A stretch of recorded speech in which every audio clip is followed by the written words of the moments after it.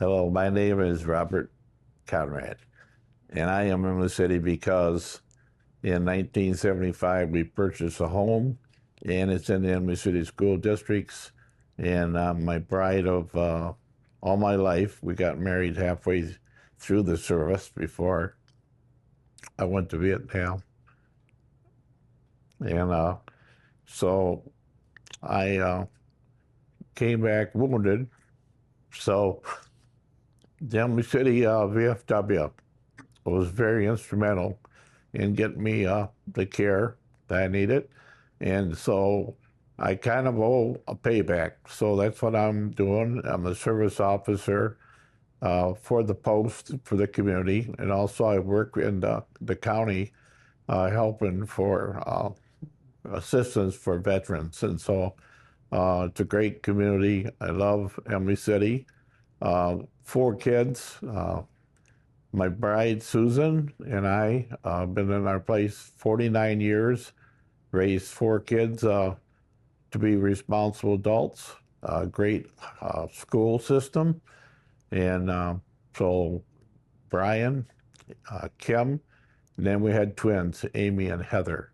And so we've been busy doing stuff with kids. And I grew up on a farm in a rural setting, didn't have the opportunity to really do too much in the community. So between my bride Susan and myself, we've been scout leaders. We've been uh, Boy Scouts, everything in the community that we could help out with. Girl Scouts, Boy Scouts, baseball, and of course the veterans. And so I've given back to the VFW in my city by serving, like I say, service officer, and also doing the parades, honoring the veterans of past. And good friend of mine, Thomas Gregson, I went to school with.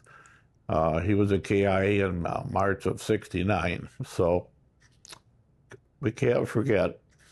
And so that's what my involvement is in the community. And we try to give back as much as we can. And when in another program we have going into schools right now, which is very supportive with Superintendent Stu, is Cameron, and the staff there. And we have quite a indoctrination with the younger people in the schools about the true cost of freedom, and we do things like trick or treating, our exposure to the kids, and then also flags. We present them in different programs in the school. And so I love the community. It's a diverse culture, a lot of different heritages, but they seem to mix and get along real well. And everybody respects the local police and the veterans.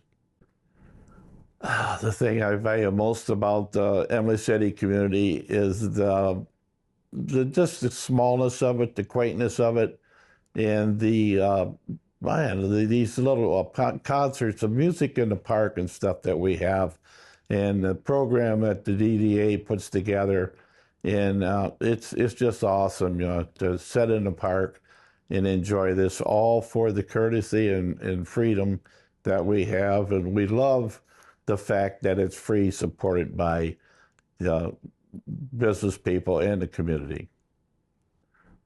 One specific story I'd like to share about Imlay City is the fact that um, we have quite a community there that people look after one another, and if you have a problem, we help one another with the problems. And I think that now it's getting to be appreciative of the fact that our veterans see from the Vietnam era, me being one of them.